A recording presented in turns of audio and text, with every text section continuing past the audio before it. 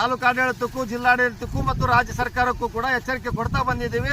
ಜೋಳ ಬಿತ್ತಿದ ತಕ್ಷಣನೇ ನೀವು ಸರ್ವೆ ಕಾರ್ಯ ಮಾಡಬೇಕು. ಆ ನಂತರ ಏನು ನವೆಂಬರ್ನಲ್ಲಿ ನೀವು ಈ ನೋಂದಣಿ ಪ್ರಕ್ರಿಯೆ ಮುಗಿಸ್ಬೇಕು. ಜನವರಿ 1ರಿಂದ ಖರೀದಿ ಕೇಂದ್ರ ಪ್ರಾರಂಭ ಮಾಡಬೇಕು ಅಂತೇಳಿ ನಾವು ಪದೇ ಪದೇ ಒತ್ತಾಯ ಮಾಡ್ತಾ ಬಂದಿದ್ದೀವಿ. ಆದರೂ ಕೂಡ ಯಾವುದೇ ರೀತಿಯ ಸರ್ಕಾರ ಈ ನಮ್ಮ ಮನವಿಗೆ ಮಣಿದೇನೆ ಇನ್ನೂ ಇದುವರೆಗೂ ಕೂಡ ಯಾವುದೇ ನೋಂದಣಿ ಪ್ರಕ್ರಿಯೆ ಪ್ರಾರಂಭ ಮಾಡಿಲ್ಲ. ಹೋದ ವರ್ಷ ಇದೇ ರೀತಿಯಾಗಿ ತಡವಾಗಿ ಖರೀದಿ ಕೇಂದ್ರ ಪ್ರಾರಂಭ ಆಗಿದ್ದರಿಂದ ರೈತರು ಬೆಳೆದಂಥ ಜೋಳ ಸಂಪೂರ್ಣ ನುಸಿಗಟ್ಟಿ ಹುಳ ಬಿದ್ದು ಸಂಪೂರ್ಣ ಹಾಳಾದ್ರು. ನಂತರದಲ್ಲಿ ನಾವು ರೈತ ಸಂಘಟನೆ ಇನ್ನಿತರ ಅನೇಕ ಸಂಘಟನೆಗಳೆಲ್ಲ ಸೇರಿ ಸಿಂಧನೂರು ತಾಲೂಕಿನ ತಹಸೀಲ್ ಕಚೇರಿ ಮುತ್ತಿಗೆ ಹಾಕಿ ಗೇಟನ್ನು ಬಂದ್ ಮಾಡಿ 15 ದಿನಗಳವರೆಗೆ ನಿರಂತರವಾದಂಥ ಹೋರಾಟ ಮಾಡೋದ್ರ ಮೂಲಕ ನಾನಾ ರೀತಿಯ ಹೋರಾಟಗಳನ್ನು ಮಾಡಿದ್ದೀವಿ. ಏನಪ್ಪಾ ಅಂತಂದ್ರೆ ರಸ್ತೆ ತಡೆ ಮಾಡಿದೀವಿ, ನಂತರ ಸಿಂಧನೂರು ಬಂದ್ ಕರೆ ಕೊಟ್ಟಿವಿ, ತಹಸೀಲ್ ಕಚೇರಿ ಮುತ್ತಿಗೆ ಹಾಕಿದೀವಿ. ಎಲ್ಲ ನಾನಾ ರೀತಿಯ ಹೋರಾಟಗಳನ್ನು ಮಾಡುವುದರ ಮುಖಾಂತರ ಆಗ ಸರ್ಕಾರ ಮಣಿದು ಮತ್ತೆ ಖರೀದಿ ಕೇಂದ್ರ ಪ್ರಾರಂಭ ಮಾಡಿದ್ರು. ಪ್ರಾರಂಭ ಮಾಡಿ ಕೂಡ 20 ಕ್ವಿಂಟಲ್ ಏನೋ ಅನೌನ್ಸ್ ಮಾಡಿದ್ರು. ಆ 20 ಕ್ವಿಂಟಲ್ ಕಟ್ ಮಾಡಿ ಹಿಂಗಾರು 15 ಮುಂಗಾರು 10 ಕ್ವಿಂಟಲ್ ಅನ್ನ ಮಾತ್ರ ತೆಗೆದುಕೊಂಡ್ರು. ಉಳಿದಂತ ಜೋಳವನ್ನ ರೈತರು ಬೇಕಾಬಿಟ್ಟಿ ದರಕ್ಕೆ ಮಾರಾಟ ಮಾಡಿ ಲಾಸ್ ಅನ್ನ ಅನುಭವಿಸಿದ್ರು ಹೋದ ವರ್ಷ.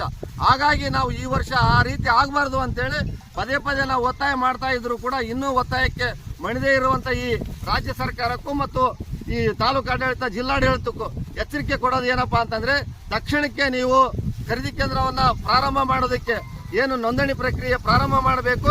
ಪ್ರಾರಂಭ ಮಾಡಿದ ತಕ್ಷಣ ನೀವು ಖರೀದಿ ಕೇಂದ್ರ ಪ್ರಾರಂಭ ಆಗಬೇಕು. ರೈತರು ಏನು ಜೋಳ ಮಿಷನ್ ಹಾಕಿದ ತಕ್ಷಣ ಖರೀದಿ ಕೇಂದ್ರಕ್ಕೆ ಹೋಗುವಂತ ವ್ಯವಸ್ಥೆ ತಾವು ಮಾಡಬೇಕು. ಮಾಡದೆ ಹೋದಲ್ಲಿ ನಾವು ಇನ್ನೊಂದು ವಾರದೊಳಗಾಗಿ ಮತ್ತೆ ರೈತರನ್ನೆಲ್ಲ ಒಗ್ಗೂಡಿಸ್ಕೊಂಡು ಹೋದ ವರ್ಷ ಏನು ಹೋರಾಟವನ್ನು ಮಾಡಿದ್ವಿ ಅದಕ್ಕಿಂತ ಹೆಚ್ಚಿನ ಉಗ್ರವಾದಂಥ ಹೋರಾಟವನ್ನ ಪ್ರಾರಂಭ ಮಾಡಬೇಕಾಗತ್ತೆ. ಆ ಹೋರಾಟದ ಒಂದು ಬಿಸಿಯನ್ನ ತಾವು ನೋಡಬೇಕಾಗತ್ತೆ. ಹಾಗಾಗಿ ಆ ರೀತಿ ಅವಕಾಶವನ್ನ ಮಾಡಿಕೊಡದೆ ತಾವು ಎಚ್ಚೆತ್ತುಕೊಂಡು ತಕ್ಷಣಕ್ಕೆ ನೋಂದಣಿ ಕೇಂದ್ರವನ್ನ ಜಿಲ್ಲಾಡಳಿತ ಪ್ರಾರಂಭ ಮಾಡಬೇಕು. ಖರೀದಿ ಕೇಂದ್ರ ಕೂಡ ಪ್ರಾರಂಭ ಮಾಡಬೇಕು. ಮಾಡದೆ ಹೋದ್ರೆ ನಾವು ಮುಂದಿನ ವಾರದಲ್ಲಿ ಹೋರಾಟ ಮಾಡೋದು ಶತಸಿದ್ಧ ಅನ್ನತಕ್ಕಂಥದ್ದನ್ನ ನಾವು ರಾಜ್ಯ ಸರ್ಕಾರಕ್ಕೆ ಎಚ್ಚರಿಕೆಯನ್ನ ಕೊಡ್ತಾ ಇದ್ದೇನೆ. ಬಂಧುಗಳೇ, ಇಷ್ಟೊತ್ತು ರಾಜ್ಯ ಪ್ರಧಾನ ಕಾರ್ಯದರ್ಶಿಯಾದ ಬಸವರಾಜ ಗೋಡಿಯಾಳ್ ಅವರು ಸ್ಪಷ್ಟವಾಗಿ ರೈತರ ಉದ್ದೇಶದ ಬಗ್ಗೆ ಮಾತಾಡಿದ್ರು. ಇದು ರೈತರ ಪ್ರಾರಂಭದ ದಿನ. ಇದೇನೋ ಒಂದು 10 ಜನ ನಿಂತ್ಕೊಂಡು ಮಾತಾಡ್ತಾರೆ. ಇದು ನಿರ್ಲಕ್ಷ್ಯ ಮಾಡಿದೆ ಅಂತಂದ್ರೆ ಸಂಬಂಧಪಟ್ಟ ಇಲಾಖೆಗೆ ಮುತ್ತಿಗೆ ಹಾಕಬೇಕಾಗತ್ತೆ, ಸಂಬಂಧಪಟ್ಟ ಅಧಿಕಾರಿಗಳಿಗೆ ಗೆರವು ಮಾಡಬೇಕಾಗತ್ತೆ, ರೈತರ ಶಕ್ತಿಯನ್ನ ತೋರಿಸಬೇಕಾಗತ್ತೆ. ಎಚ್ಚರಿಕೆ. ಈಗ ಮಾನ್ಯ ಜಿಲ್ಲಾಧಿಕಾರಿಗಳ ಜೊತೆ ಮಾತಾಡೋಣ. ಫೋನ್ ಮಾಡಪ್ಪ. ಈಗ ಈ ವಿಚಾರವಾಗಿ ಯಾಕೆ ಇನ್ನೂ ಖರೀದಿ ಕೇಂದ್ರಗಳನ್ನ ತೆರಲಿಕ್ಕೆ ಅಥವಾ ನೋಂದಣಿ ಪ್ರಕ್ರಿಯೆ ಆರಂಭ ಮಾಡಲಿಕ್ಕೆ ಮೀನಮೇಷ ಮಾಡ್ತಾ ಇದ್ದಾರೆ, ನಿರ್ಲಕ್ಷ್ಯ ಧೋರಣೆ ತೋರ್ತಾ ಇದ್ದಾರೆ ಅನ್ನೋದ್ರ ಬಗ್ಗೆ ನಾವು ಮಾನ್ಯ ಜಿಲ್ಲಾಧಿಕಾರಿಗಳಾದಂಥ ನಿತೀಶ್ ಕುಮಾರ್ ಬಗ್ಗೆ ಅವ್ರ ಜೊತೆ ಮಾತಾಡೋಣ. ಅವ್ರದ್ದೇನೋ ಬಿಸಿ ಬರ್ತಾ ಇದೆ ಅನ್ಸುತ್ತಲ್ಲ. ಇಲ್ಲಾಂದ್ರೆ ತಹಶೀಲ್ದಾರಿಗೆ ಮಾಡಿ. ಯಾಕಂತ ಹೇಳಿದ್ರೆ ಎಲ್ಲ ಏನದು ಗಡ್ಡಕ್ಕೆ ಬೆಂಕಿ ಹಚ್ಚಿದಾಗ ಏನದು ಬಾವಿ ತೋಡದ್ರಂತೆ ಅಂತ ಪರಿಸ್ಥಿತಿ. ಹೋದ ವರ್ಷ ಏನಾಯ್ತು ಅನ್ನೋದ್ರ ಬಗ್ಗೆ ನಮ್ಮ ಗೋಡಿಯಾಳ್ ಸರ್ ಬಹಳ ಸ್ಪಷ್ಟವಾಗಿ ತಿಳಿಸಿದ್ರು. ಇವರು ಅಧಿಕಾರಿಗಳು ಮಾಡುವಂತ ಎಡವಟ್ಟಿನಿಂದಾಗಿ, ರಾಜ್ಯ ಸರ್ಕಾರಗಳು ಮಾಡುವಂತ ಎಡವಟ್ಟಿನಿಂದಾಗಿ ರೈತರು ಕಂಗಾಲಾಗ್ತಾ ಇದ್ದಾರೆ. ಇನ್ನೊಂದು ಏನಾಗ್ತಾ ಇದೆ ಅಂದ್ರೆ, ಸಣ್ಣ ಪುಟ್ಟ ರೈತರು ಏನ್ ಮಾಡ್ತಾ ಇದಾರೆ ಅಂತ ಹೇಳಿದ್ರೆ, ಇವರು ರಾಜ್ಯ ಸರ್ಕಾರದವರು ಬೇಗನೆ ಖರೀದಿ ಕೇಂದ್ರ ಓಪನ್ ಮಾಡದೆ ನಿಮಿತ್ತವಾಗಿ ಬೇರೆ ದಲ್ಲಾಳಿಗಳಿಗೆ, ಮಧ್ಯವರ್ತಿಗಳಿಗೆ ಅಡ್ಡ ದುಡ್ಡಿಗೆ 1900-2000 ರೂಪಾಯಿ ಮಾರಿ 1900-2000. ಯಾಕಂತಂದ್ರೆ ಇವರು ರೈತರು ಜೋಳ ಬೆಳಿಬೇಕಂತಂದ್ರೆ ಬಿತ್ತನೆ ಸಂದರ್ಭದಲ್ಲಿ ಗೊಬ್ಬರಕ್ಕೆ, ಎಣ್ಣೆಗೆ ಏನಾದ್ರು ಲಕ್ಷಾಂತರ ರೂಪಾಯಿ ಸಾಲ ಮಾಡಿರ್ತಾರೆ, ಬಡ್ಡಿಗೆ ದುಡ್ಡು ತಂದಿರ್ತಾರೆ. ಅಲ್ಲಿ ಮಾಲೀಕರು ಏನ್ ಮಾಡ್ತಾರೆ, ಜೋಳ ಬಂದಾದ ತಕ್ಷಣ ರೈತರಿಗೆ ಶುರು ಮಾಡ್ತಾರೆ ಕಿರುಕುಳ.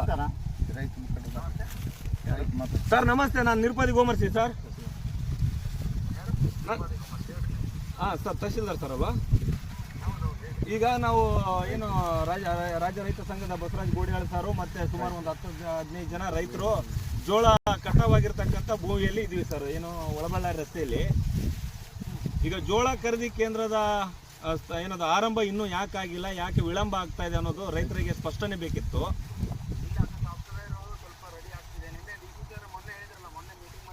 ಹಾಂ ಹಾಂ ಹಾಂ